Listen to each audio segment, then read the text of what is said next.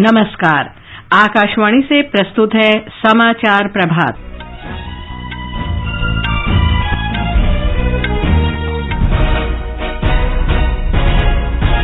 प्रधानमंत्री नरेंद्र मोदी ने सभी पात्र लोगों से एहतियाती कोविड टीका लगवाने का अनुरोध किया। देश में कल से एहतियाती डोज लगाने की शुरुआत हुई। सरकार ने कहा, संक्रमित लोगों के संपर्क में आने वालों के लिए जब तक अधिक जोखिम न हो कोविड जांच की आवश्यकता नहीं। रेल मंत्रालय ने सभी मंडल प्रमुखों को कोरोना उपचार के लिए रेलवे अस्पताल और स्वास्थ्य सुविधाओं के उपयोग की अनुमति देने के निर्देश दिए। ओडिशा मंत्रिमंडल ने सरकारी नौकरी के लिए अधिकतम आयु सीमा 32 से बढ़ाकर 38 की। सरकार ने चालू खरीफ विपणन मौसम में 5,32,86,000 मीट्रिक टन धान की खरीद की। कैप्टन अमरिंदर सिंह की पार्टी पंजाब लोक कांग्रेस को हॉकी स्टिक और गेंद चुनाव चिन्ह मिला। व्हाइट हाउस ने कहा, अमेरिका भारत चीन सीमा विवाद पर बारीकी से नजर रख रहा है। अमेरिका ने पड़ोसी देशों पर दबाव बनाने के लिए चीन की कोशिशों पर चिंता व्यक्त की।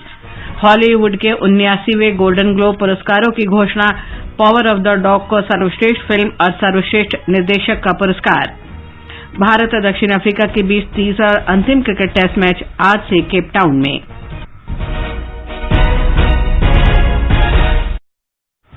समाचार प्रभात में देवेंद्र त्रिपाठी के साथ मैं लवली निगम। देश कोविड टीकाकरण अभियान के अंतर्गत 150 करोड़ टीके लगाने का कीर्तिमान स्थापित कर संपूर्ण टीकाकरण की दिशा में निरंतर आगे बढ़ रहा है। कोरोना वायरस का नया वेरिएंट मिलने से चिंताएं बढ़ी हैं। 15 से 18 वर्ष के किशोरों के लिए राष्ट्रव्यापी टीकाकरण शुरू हो गया है। आपसे हमारी अपील है कि यथाशीघ्र दोनों टीके लगवाएं और अन्य लोगों को भी टीके लगवाने के लिए प्रेरित करें। कृपया 3 सरल उपायों का पालन अवश्य करें। मास्क लगाएं, 2 गज की सुरक्षित दूरी बनाए रखें, हाथ और चेहरा साफ रखें। कोविड से संबंधित किसी भी जानकारी और मार्गदर्शन के लिए राष्ट्रीय हेल्पलाइन नंबर 011-2397-8046 और 1075 पर संपर्क करें। देश के 75वें स्वाधीनता दिवस समारोहों के उपलक्ष्य में आजादी का अमृत महोत्सव के अंतर्गत सरकार अनेक गतिविधियों का आयोजन कर रही है। इस अवसर को जन उत्सव के रूप में मनाते हुए आकाशवाणी समाचार स्वाधीनता संग्राम और उसके गौरवशाली इतिहास पर विशेष प्रश्नोत्तरी कार्यक्रम प्रसारित कर रहा है। ये क्विज 15 अगस्त 2022 तक प्रत्येक सोमवार और मंगलवार को समाचार प्रभात में प्रसारित होगा। भारतीय डाक विभाग अमृत महोत्सव क्विज में आकाशवाणी के साथ सहयोगी के रूप में शामिल है।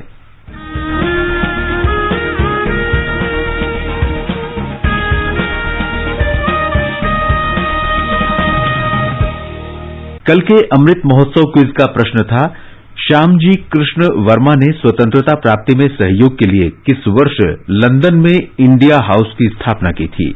इसका सही उत्तर है वर्ष 1905 में। आकाशवाणी समाचार को देश विदेश के श्रोताओं से बड़ी संख्या में उत्तर मिले हैं। भाग्यशाली विजेता हैं कर्नाटक में मैसूर के विजयनगर से केपी सुरेश। मेरा नाम केपी सुरेश है। मैं मैसूर कर्नाटक का रहने वाला हूँ। इस प्रश्नोत्तरी के माध्यम से हमें उन स्वतंत्रता सेनानियों के बारे में जानने का अवसर मिलता है जो इतिहास के पन्नों में खो गए हैं। मैं लगभग 50 साल से आकाशवाणी समाचार और कार्यक्रम सुन रहा हूँ और सभी कार्यक्रम मनोरंजन और सूचना प्रदान करता है। और अब अमृत महोत्सव क्विज का 44वां प्रश्न। आज का प्रश्न है, 1943 में किस भारतीय क्रांतिकारी ने सुभाष चंद्र बोस को इंडियन नेशनल आर्मी आईएनए की कमान सौंपी थी? प्रश्न एक बार फिर सुन लीजिए।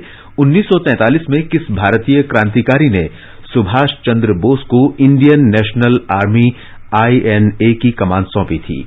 श्रोता अपने उत्तर व्हाट्सएप नंबर 8826546262 पर भेज सकते हैं या हमें ईमेल कर सकते हैं। ईमेल का पता है amritmahotsav@prasarbharati.gov.in। इसे एक बार फिर से सुन लीजिए। व्हाट्सएप नंबर है 8826546262 और ईमेल है amritmahotsav@prasarbharati.gov.in। एक भाग्यशाली प्रतिभागी को विजेता चुना जाएगा और कल के समाचार प्रभात में उनके नाम की घोषणा की जाएगी। विजेता को ई प्रमाण पत्र और पुरस्कार दिया जाएगा। और अब समाचार विस्तार से। प्रधानमंत्री ने सभी पात्र लोगों से एहतियाती कोविड टीका लगा लेने का अनुरोध किया है।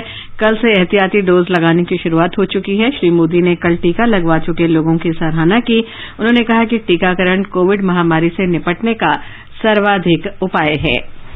स्वास्थ्य कर्मियों, अग्रिम पंक्ति के कार्यकर्ताओं और अन्य रोगों से पीड़ित वरिष्ठ नागरिकों को टीके की एहतियाती डोज देने के लिए नए पंजीकरण की जरूरत नहीं है। दोनों टीके लगवा चुके पात्र लोग किसी भी टीकाकरण केंद्र पर सीधे जाकर या समय लेकर टीका लगवा सकते हैं। इसके लिए ऑनलाइन तारीख और समय निश्चित करने की प्रक्रिया शनिवार से शुरू हो गई है।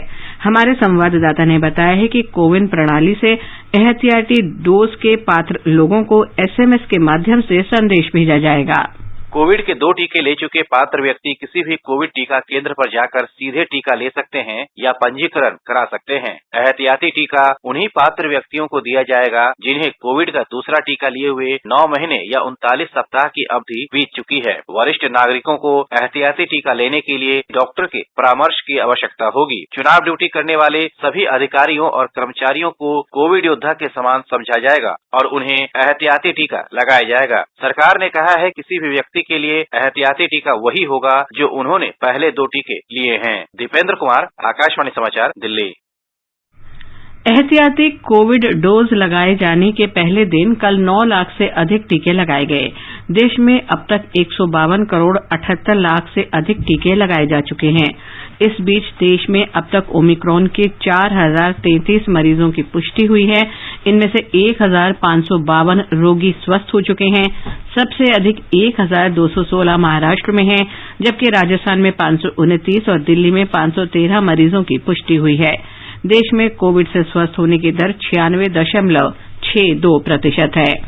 नई दिल्ली के डॉक्टर राम मनोहर लोहिया अस्पताल में कोविड टीकाकरण के प्रभावी डॉक्टर नीलम रॉय ने बताया है कि लोगों में एहतियाती डोज लेने के लिए काफी उत्साह है। प्रिकॉशन डोज के लिए वही लोग एलिजिबल हैं जिनके सेकेंड डोज के बाद 9 महीने पूरे हो चुके हैं या 39 वीक्स पूरे हो चुके हैं। और प्रिकॉशन डोज का वैक्सीन वही सेम वैक्सीन होगा जो उनको फर्स्ट और सेकेंड डोज में मिला है। जैसे हमारे यहाँ पर सिर्फ कोवैक्सीन आता है तो हम सिर्फ उन्हीं को कोवैक्सीन देंगे जिनका first and second dose Covaxin मिला है। तो सेम वैक्सीन से ही प्रिकॉशन डोज भी सेम वैक्सीन का ही होगा। भारतीय आयुर्विज्ञान अनुसंधान परिषद ने कहा है कि कोविड रोगियों के संपर्क में आए लोगों की जांच की जरूरत नहीं है जब तक कि वे उम्र या अन्य रोगों से ग्रस्त होने के आधार पर अधिक जोखिम श्रेणी में न आते हों। भारतीय आयुर्विज्ञान अनुसंधान परिषद से जारी परामर्श में बताया गया है कि बिना लक्षण वाले लोगों, घर पर पृथकवास की अवधि पूरा कर चुके मरीजों, कोविड केंद्र में उपचार के बाद स्वस्थ हो चुके रोगियों और एक से दूसरे राज्य में यात्रा कर रहे व्यक्तियों को भी कोविड जांच की आवश्यकता नहीं होगी। खांसी, बुखार, गले में दर्द, स्वाद और गंध की पहचान नहीं कर पाने और सांस लेने में परेशानी तथा सांस की अन्य तकलीफ होने पर कोविड जांच अनिवार्य होगी। अंतर्राष्ट्रीय यात्रा पर जा रहे व्यक्तियों तथा जलमार्ग और वायुमार्ग से भारत आ रहे यात्रियों की भी कोविड जांच अनिवार्य होगी। परामर्श में स्पष्ट तौर पर कहा गया है कि कोविड जांच रिपोर्ट उपलब्ध न होने के कारण आपात स्थिति में होने वाली सर्जरी तथा प्रसव प्रक्रिया को टाला नहीं जाएगा। अस्पताल में प्रसव के लिए भर्ती गर्भवती महिलाओं सहित सर्जरी के लिए भर्ती बिना लक्षण वाले मरीजों की जब तक जरूरत न हो कोविड जांच नहीं की जाएगी। ये भी बताया गया है कि जांच सुविधा के अभाव के कारण मरीजों को दूसरे केंद्रों में नहीं भेजा जाएगा।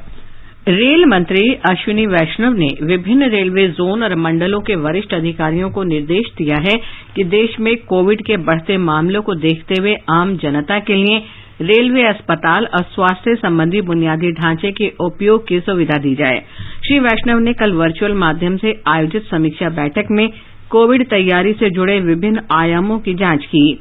इनमें रेलवे अस्पताल बुनियादी ढांचा, बाल चिकित्सा वार्ड का संचालन, रेलवे के अग्रिम पंक्ति के कर्मियों को बूस्टर डोज सहित बच्चों और रेलवे कर्मियों के टीकाकरण, दवाओं की उपलब्धता, ऑक्सीजन आपूर्ति, जियोलाइट का भंडारण तथा अन्य चिकित्सा सुविधा और वेंटिलेटरों का संचालन, तरल चिकित्सा ऑक्सीजन टैंकों तथा कोविड उपचार के लिए महत्वपूर्ण अन्य उपकरणों की व्यवस्था शामिल है।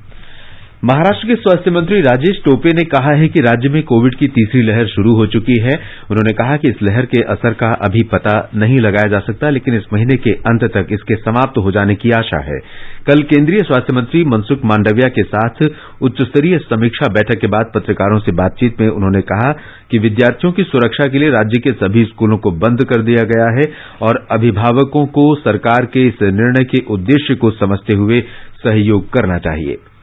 केरल सरकार ने राज्य में ओमिक्रॉन के बढ़ते संक्रमण को देखते हुए सख्त पाबंदियां लगा दी हैं। शादी समारोह तथा अंतिम संस्कार में अधिकतम 50 लोगों के शामिल होने की अनुमति होगी। बैठक, समारोह या अन्य आयोजन मुख्य रूप से ऑनलाइन आयोजित होंगे। 15 साल से ऊपर के विद्यार्थियों को कोविड रोधी टीका लगाने का काम इसी सप्ताह पूरा करने का फैसला किया गया है।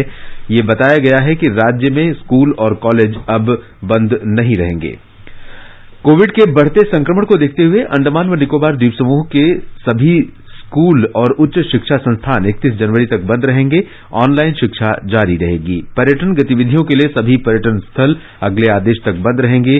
सभी पार्क, जिम, स्टेडियम, खेल मैदान और योग संस्थान भी बंद कर दिए गए हैं।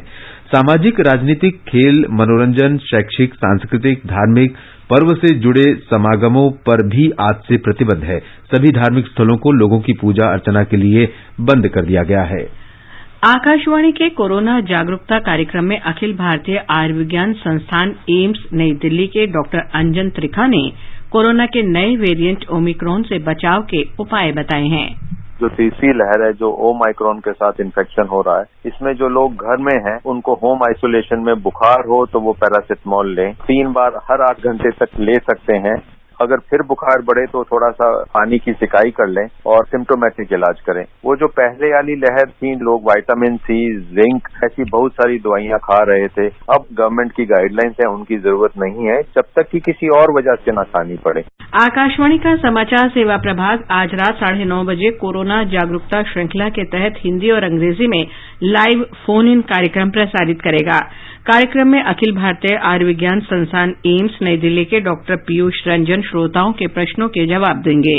श्रोता हमारे विशेषज्ञ से टेलीफोन नंबर 011-2342-1230 और 011-2342-1764 पर प्रश्न पूछ सकते हैं। टेलीफोन नंबर एक बार फिर सुन लें, 011-2342-1230 और 011-2342-1764। ये समाचार आकाशवाणी से प्रसारित किए जा रहे हैं। समाचार प्रभात में आपका फिर स्वागत है। आगे बढ़ने से पहले एक नजर मुख्य समाचारों पर। प्रधानमंत्री नरेंद्र मोदी ने सभी पात्र लोगों से एहतियाती कोविड टीका लगवाने का अनुरोध किया है। देश में कल से एहतियाती डोज लगाने की शुरुआत हुई। सरकार ने कहा, संक्रमित लोगों के संपर्क में आने वालों के लिए जब तक अधिक जोखिम न हो कोविड जांच की आवश्यकता नहीं। रेल मंत्रालय ने सभी मंडल प्रमुखों को कोरोना उपचार के लिए रेलवे अस्पताल और स्वास्थ्य सुविधाओं के उपयोग की सुविधा देने के निर्देश दिए। ओडिशा मंत्रिमंडल ने सरकारी नौकरी के लिए अधिकतम आयु सीमा 32 से बढ़ाकर 38 वर्ष की। सरकार ने चालू खरीफ विपणन मौसम में 5,32,86,000 मीट्रिक टन धान की खरीद की। कैप्टन अमरिंदर सिंह की पार्टी पंजाब लोक कांग्रेस को हॉकी स्टिक और गेंद चुनाव चिन्ह मिला। व्हाइट हाउस ने कहा, अमेरिका भारत चीन सीमा विवाद पर बारीकी से नजर रख रहा है। अमेरिका ने पड़ोसी देशों पर दबाव बनाने की चीन की कोशिशों पर चिंता व्यक्त की। हॉलीवुड के 79वें गोल्डन ग्लोब पुरस्कारों की घोषणा। The power of the dog को सर्वश्रेष्ठ फिल्म और सर्वश्रेष्ठ निदेशक का पुरस्कार। और भारत और दक्षिण अफ्रीका के बीच तीसरा और अंतिम क्रिकेट टेस्ट मैच आज से केप टाउन में। माँ कब आएगा? अभी आएगा। अरे बोलो ना माँ, कब आएगा? बोला ना, अभी आ जाएगा। ये ले, आ गया कुआं। अरे कुआं नहीं माँ, हमारे घर नल से जल कब आएगा? नल से? अरे गुड्डी, बहुत जल्दी आएगा पानी। जल जीवन मिशन आ चुका है। हम 1 कदम उठाएंगे तो सरकार 10 कदम उठाएगी। सच? तुम्हारे मुंह में घी शक्कर। घी शक्कर नहीं माँ, स्वच्छ जल। 2024 तक देश के सभी 19 करोड़ घरों में पहुंचेगा पीने का साफ पानी। अब होगा हर घर जल। जल जीवन मिशन, जल शक्ति मंत्रालय, भारत सरकार। पंजाब के पूर्व मुख्यमंत्री कैप्टन अमरिंदर सिंह की हाल में गठित पंजाब लोक कांग्रेस पार्टी को हॉकी स्टिक और गेंद का चुनाव चिन्ह आवंटित किया गया है। कैप्टन अमरिंदर सिंह ने ट्वीट के माध्यम से ये जानकारी दी। पंजाब में 14 फरवरी को विधानसभा चुनाव होंगे। पूर्व मुख्यमंत्री ने पिछले वर्ष कांग्रेस छोड़ने के बाद नवंबर में पंजाब लोक कांग्रेस का गठन किया था। कैप्टन अमरिंदर सिंह की पार्टी विधानसभा चुनावों में भारतीय जनता पार्टी और अकाली दल संयुक्त के साथ मिलकर चुनाव लड़ रही है। ओडिशा मंत्रिमंडल ने सरकारी नौकरियों के लिए अधिकतम आयु सीमा 32 से बढ़ाकर 38 वर्ष कर दी है। ये छूट वर्ष 2021 और 2022 में जारी भर्ती विज्ञापनों और वर्ष 2023 में जारी होने वाले भर्ती विज्ञापनों पर ही लागू होगी। कल मुख्यमंत्री नवीन पटनायक की अध्यक्षता में मंत्रिमंडल की बैठक में यह निर्णय लिया गया। इस फैसले से पिछले 2 वर्ष में अपरिहार्य कारणों से भर्ती परीक्षाओं में भाग न ले पाने वाले और अधिकतम आयु सीमा पार कर चुके युवाओं को सरकारी नौकरियों में आने का अवसर मिलेगा। मौजूदा खरीफ विपणन सीजन में अब तक 5,32,86,000 मीट्रिक टन से अधिक धान की खरीद हो चुकी है। संबंधित राज्यों और केंद्र शासित प्रदेशों में धान की खरीद सुचारू रूप से चल रही है। पंजाब से अब तक की सर्वाधिक खरीद हुई है। ये 1,86,00,000 मीट्रिक टन से अधिक है। 1,04,000 करोड़ रुपए के न्यूनतम समर्थन मूल्य पर खरीद से अब तक 64 लाख से अधिक किसानों को लाभ हुआ है। अमरीकी राष्ट्रपति कार्यालय व्हाइट हाउस ने कहा है कि अमरीका भारत चीन सीमा विवाद पर बारीकी से नजर रख रहा है। चीन द्वारा अपने पड़ोसी देशों पर दबाव बनाने के प्रयासों पर उसने चिंता व्यक्त की।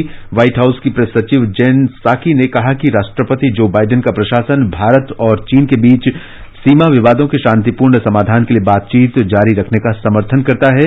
पड़ोसी देशों पर दबाव बनाने की चीन की कोशिशों पर चिंता व्यक्त करते हुए जेन साकी ने कहा कि अमरीका चीन के इस रवैये के खिलाफ अपने सहयोगी देशों के साथ रहेगा। 79वें गोल्डन ग्लोब पुरस्कारों की घोषणा कर दी गई है। Power of the dog film ने 2 सबसे बड़े पुरस्कार जीते हैं। इस फिल्म को ड्रामा श्रेणी में सर्वश्रेष्ठ फिल्म और जेन कैम्पियन को सर्वश्रेष्ठ निर्देशक का पुरस्कार मिला है। विल स्मिथ ने अपनी फिल्म किंग रिचर्ड के लिए सर्वश्रेष्ठ अभिनेता के रूप में पहला गोल्डन ग्लोब पुरस्कार जीता है। निकोल किडमैन ने बीइंग द रिकार्डोस के लिए सर्वश्रेष्ठ फिल्म अभिनेत्री के रूप में 5वां गोल्डन ग्लोब जीता। भारत और दक्षिण अफ्रीका के बीच तीसरा और अंतिम क्रिकेट टेस्ट मैच आज से केपटाउन में खेला जाएगा। मैच की पूर्व संध्या पर पत्रकारों से बातचीत में भारतीय टीम के कप्तान विराट कोहली ने बताया कि वे पूरी तरह फिट हैं और तीसरे टेस्ट मैच में खेलेंगे। इंडिया ओपन बैडमिंटन टूर्नामेंट आज से राजधानी दिल्ली के इंदिरा गांधी इंडोर स्टेडियम में शुरू हो रहा है। महिला सिंगल्स में पीवी सिंधु को शीर्ष वरीयता दी गई है। साइना नेहवाल को चौथी वरीयता मिली है। पुरुष सिंगल्स में किदाम्बी श्रीकांत शीर्ष वरीयता प्राप्त खिलाड़ी हैं। आकाशवाणी का समाचार सेवा प्रभाग विशेष वर्षांत श्रृंखला में वर्ष 2021 की प्रमुख उपलब्धियों की झलकियां प्रस्तुत कर रहा है। आज हम आकांक्षी जिले कार्यक्रम की चर्चा करेंगे। प्रधानमंत्री नरेंद्र मोदी ने जनवरी 2018 में इसका शुभारंभ किया था। कार्यक्रम का शुभारंभ के बाद से ही प्रधानमंत्री नरेंद्र मोदी ने जिला अधिकारियों को जमीनी स्तर पर सर्वोत्तम प्रयास सुनिश्चित करने के लिए प्रेरित किया है। एक रिपोर्ट। नीति आयोग द्वारा कुल 117 आकांक्षी जिलों की पहचान की गई है। आकांक्षी जिला कार्यक्रम के तहत किए गए ठोस प्रयासों के कारण पिछले 3 वर्षों में वामपंथी उग्रवाद से प्रभावित जिलों और पहले से उपेक्षित जिलों में अधिक विकास आया है। पिछले साल संयुक्त राष्ट्र विकास कार्यक्रम द्वारा प्रकाशित एक रिपोर्ट के अनुसार यह योजना पिछड़े जिलों में विकास को बढ़ावा देने में बेहद सफल रही है। रिपोर्ट के अनुसार स्वास्थ्य और पोषण, शिक्षा, कृषि और जल संसाधनों में बड़े पैमाने पर सुधार दर्ज किया गया है। आकाशवाणी समाचार के लिए दिल्ली से मैं सुपर्णा सैकिया। आजादी का अमृत महोत्सव के लिए सभी उपभोक्ताओं को शुभकामनाएं। हॉलमार्क सोने की शुद्धता सुनिश्चित करता है। हमेशा हॉलमार्क वाले सोने के आभूषण खरीदें। उपभोक्ता संबंधित किसी भी शिकायत के लिए कृपया राष्ट्रीय उपभोक्ता हेल्पलाइन के टोल फ्री नंबर 14404 पर संपर्क करें। उपभोक्ता मामले विभाग, भारत सरकार द्वारा जनहित में जारी। जागो ग्राहक जागो। और आजादी के अमृत महोत्सव के अंतर्गत आइए अब सुनते हैं आकाशवाणी की विशेष प्रस्तुति आजादी का सफर। आजादी का अमृत महोत्सव।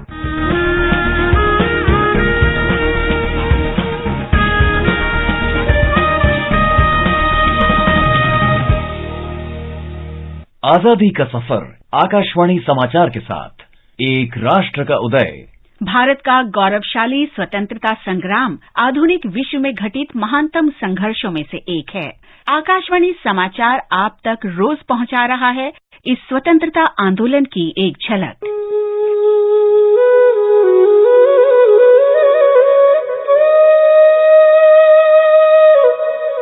ये जो स्वराज आया है उसे हम मजबूती से अपने पास रखेंगे ताकि कोई दूसरा हमारी तरफ टेढ़ी नजर भी उठाकर देखे तो हम उसका पूरी तरह से मुकाबला कर सकें। आज की कड़ी में हम स्वतंत्रता सेनानी और देश के दूसरे प्रधानमंत्री लाल बहादुर शास्त्री का स्मरण कर रहे हैं, जिनका निधन 11 जनवरी 1966 को हुआ था।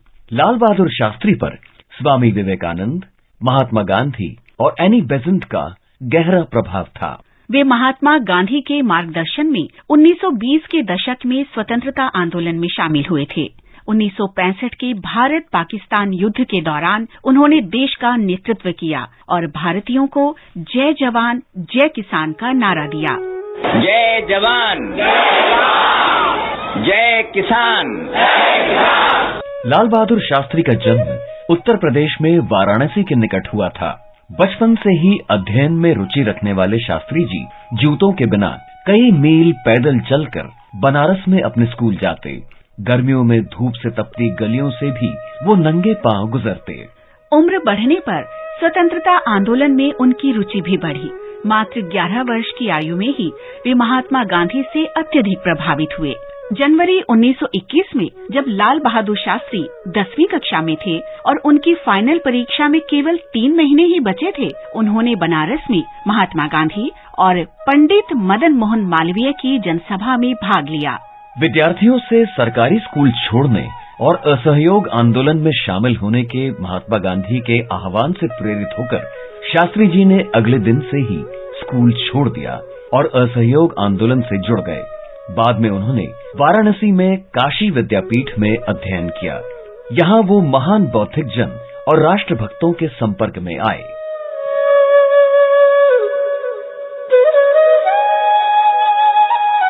लाल बहादुर शास्त्री लोक सेवक मंडल से आजीवन सदस्य के रूप में जुड़े। इसे लाला लाजपत राय ने स्थापित किया था। लोक सेवक मंडल के तहत उन्होंने बिहार के मुजफ्फरपुर में महात्मा गांधी के निर्देश पर तथा कथित पिछड़ी जातियों के कल्याण के लिए काम करना शुरू किया। नागरिक अवज्ञा आंदोलन के दौरान लाल बहादुर शास्त्री ने अनेक अभियानों का नेतृत्व किया और 7 वर्ष का समय ब्रिटिश सरकार की जेलों में बिताया। –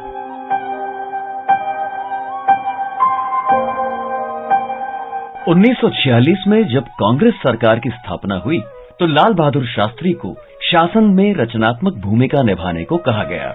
उन्हें उनके गृह राज्य उत्तर प्रदेश में संसदीय सचिव बनाया गया और जल्दी ही वो गृह मंत्री के पद तक पहुंच गए। 1951 में वो नई दिल्ली आ गए और केंद्रीय मंत्रिमंडल में विभिन्न विभागों के मंत्री रहे। पंडित जवाहरलाल नेहरू के निधन के बाद शास्त्री जी 9 जून 1964 को देश के प्रधानमंत्री बने। हमारे सभी मतभेद एक राष्ट्र और एक देश की पृष्ठभूमि में हल होने चाहिए। आइए हम सब इसका प्रयास करें ताकि हमारे अंदर एकता हो। तो हमें ऐसे रास्ते निकालने होंगे जिनसे ज्यादा से ज्यादा मेल जोल और बातचीत कर समझौते और शांति के साधन खोजे जा सके। संगठन और अनुशासन से ही राष्ट्र बलवान होते हैं। प्रधानमंत्री के रूप में शास्त्री जी की सबसे कठिन परीक्षा थी 1965 का भारत पाकिस्तान युद्ध। उन्होंने राजनीतिक नेताओं, नौकरशाही और सशस्त्र सेनाओं के समर्थन से पूरी दृढ़ता, ठोस संकल्प और कुशाग्र नीति के साथ पाकिस्तान की हरकतों का खूब जवाब दिया। भारत पाकिस्तान युद्ध समाप्त होने पर उन्होंने राष्ट्र को संबोधित करते हुए कहा था कि पाकिस्तान की किसी भी हरकत का समुचित जवाब दिया जाएगा। आज सवेरे 3:30 बजे भारत और पाकिस्तान में लड़ाई बंद हो गई। पाकिस्तान ने हमारे देश में हमलावरों को 5 अगस्त को भेजकर ये लड़ाई शुरू की थी। अब ब्लैकआउट नहीं रहेगा, अंधेरा नहीं रखा जाएगा, लेकिन ये न समझिए कि पूरी शांति हो गई। हमें गंभीरता से विचार करना है कि इस समय क्या स्थिति है और आगे क्या हो सकती है। हम तो चाहते हैं और हमारी सदा ख्वाहिश रही है कि भारत और पाकिस्तान के बीच शांति रहे, लेकिन हम असलियत की ओर से भी आंखें बंद नहीं कर सकते। मैं साफ कह देना चाहता हूं कि अगर पाकिस्तान जम्मू और कश्मीर राज्य पर, जो भारत का अटूट हिस्सा है, या हमारे किसी और इलाके पर फिर से हमला करता है, तो हम उसका पूरी ताकत और मजबूती से मुकाबला करेंगे। 11 जनवरी 1966 को उज्बेकिस्तान के ताशकंद में शास्त्री जी का निधन हो गया। इससे ठीक एक दिन पहले ही उन्होंने 1965 के भारत पाकिस्तान युद्ध की समाप्ति के शांति समझौते पर हस्ताक्षर किए थे। लाल बहादुर शास्त्री की सफलता व्यापक विचार विमर्श के बाद सर्वसम्मति से निर्णय लेने की क्षमता में निहित थी। इस महान नेता को हमारा नमन।